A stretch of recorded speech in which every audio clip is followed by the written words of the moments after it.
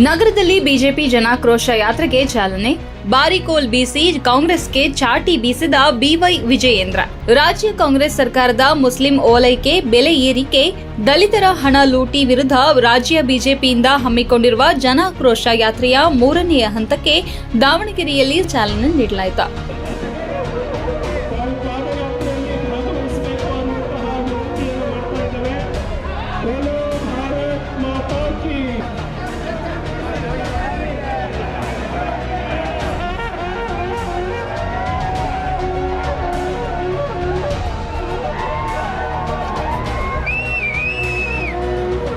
ವೇದಿಕೆ ಕಾರ್ಯಕ್ರಮದಲ್ಲಿ ಮಾತನಾಡಿದ ಬಿಜೆಪಿ ರಾಜ್ಯಾಧ್ಯಕ್ಷ ಬಿವೈ ವಿಜಯೇಂದ್ರ ಅವರು, ಬಿಜೆಪಿ ಸೋತಿರುವುದಕ್ಕೆ ಜನಾಕ್ರೋಶ ಯಾತ್ರೆ ಮಾಡುತ್ತಿಲ್ಲ.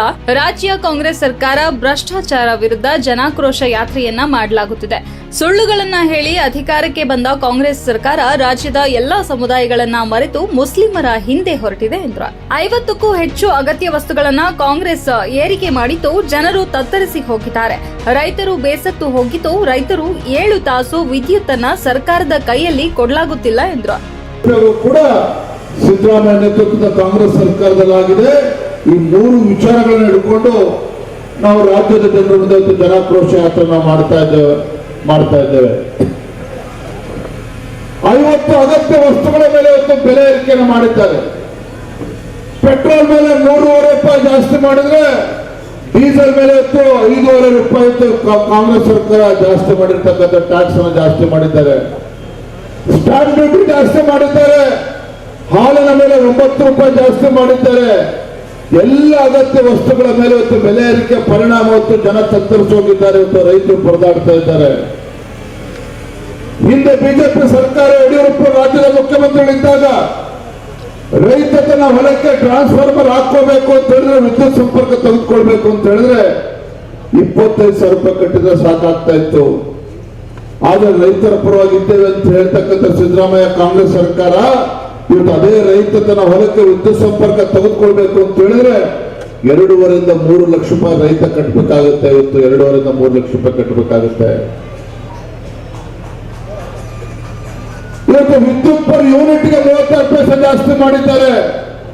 ಡೀಸೆಲ್ ಬೆಲೆ ಜಾಸ್ತಿ ಮಾಡಿರ್ತಕ್ಕಂಥ ಪರಿಣಾಮ ರೈತರು ಯಾವ ರೀತಿ ತೊಂದರೆ ಅನುಭವಿಸ್ತಾ ಇದ್ದಾರೆ. ರೈತ ಟ್ರಾಕ್ಟರ್ ಟಿಲ್ಲರ್ ಅನ್ನ ಬಳಸ್ತಾರೆ ತನ್ನ ಹೊಲದಲ್ಲಿ ಮೋಟರ್ ಪಂಪ್ ಸೆಟ್ಗೆ ಡೀಸೆಲ್ ಗಳನ್ನ ಉಪಯೋಗಿಸ್ತಾರೆ.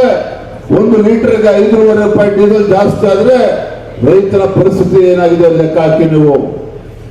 ಇವತ್ತು ವಿದ್ಯುತ್ ಕಣ್ಣ ಮುಚ್ಚಾಲೆ ಆಗಿದೆ. ರೈತ ತನ್ನ ಬೆಳೆದಿರ್ತಕ್ಕಂಥ ಬೆಳೆಗೆ ನೀರು ಹಾಯಿಸ್ಕೋಬೇಕು ಅಂತ ಹೇಳಿದ್ರೆ 7 ತಾಸು ಸಮರ್ಪಕವಾಗಿ ವಿದ್ಯುತ್ ಅನ್ನು ಕೂಡ ಸರ್ಕಾರ ಕೊಡೋದಕ್ಕೆ ಸಾಧ್ಯ ಆಗ್ತಲ್ಲ. ಇವತ್ತು ರೈತ ಕಂಗಾಲಾಗಿದ್ದಾರೆ. ಇವತ್ತು ಬೆಳೆದಂತ ಬೆಳೆಗೆ ನೀರನ್ನು ಕೂಡ ಹಾಯಿಸ್ಕೊಳ್ಳೋದಕ್ಕೆ ಸಾಧ್ಯ ಆಗ್ತಲ್ಲ ರೈತನಿಗೆ. ಹಾಲಿನ ಬೆಲೆ 9 ರೂಪಾಯಿ ಜಾಸ್ತಿ ಮಾಡಿದ್ರು. ಅದು ಲಾಭ ರೈತನಿಗೆ ಆಗಲಿಲ್ಲ. ಹೈನುಗಾರಿಕೆ ಮಾಡ್ತಕ್ಕಂಥ ಬಡವರಿಗೆ ಆಗಲಿಲ್ಲ. ಮತ್ತೊಂದು ಕಡೆ ಬಡವರು ಇವತ್ತು ರಾಜ್ಯದಲ್ಲಿ ಗ್ರಾಮೀಣ ಭಾಗದಲ್ಲಿ ವಿಶೇಷವಾಗಿ 9 ರೂಪಾಯಿ ಜಾಸ್ತಿ ಆದ್ರೆ ಇವತ್ತು ಮಧ್ಯಮ ವರ್ಗದವರು ಗ್ರಾಮೀಣ ಭಾಗದಲ್ಲಿ ಇವತ್ತು ಯಾವ ರೀತಿ 1 ಲೀಟರ್ 2 ಲೀಟರ್ ಹಾಲು ಖರೀದಿ ಮಾಡಕ್ ಹೋದ್ರೆ 1 ಲೀಟರ್ 9 ರೂಪಾಯಿ ಜಾಸ್ತಿ ಆದ್ರೆ ಬಡವರ ಪರಿಸ್ಥಿತಿ ಏನಾಗಿದೆ ಒಂದು ಕ್ಷಣ ಯೋಚನೆ ಮಾಡಿ. ರಾಜ್ಯದ ಮುಖ್ಯಮಂತ್ರಿಗಳಿಗೆ ವೇದಿಕೆ ಮೂಲಕ ಕೇಳಲಿಕ್ಕೆ ಇಚ್ಛೆ ಪಡ್ತೇನೆ.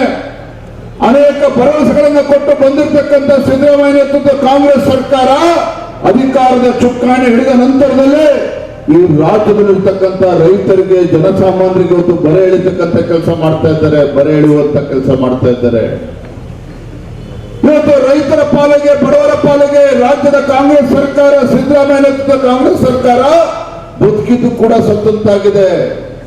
ಬದುಕಿದ್ದು ಕೂಡ ಜನರಿಗೆ ಇವತ್ತು ಈ ಸರ್ಕಾರ ಸತ್ತಂತಾಗಿದೆ. ಇವತ್ತು ರಾಜ್ಯದ ಜನ ಪ್ರಶ್ನೆ ಮಾಡ್ತಾ ಇದ್ದಾರೆ. ಇವತ್ತೇನಾದ್ರು ಶಾಸಕರು, ಆಡಳಿತ ಪಕ್ಷದ ಸದಸ್ಯರು ಕಳೆದ 2 ವರ್ಷದಲ್ಲಿ ಏನಾದ್ರು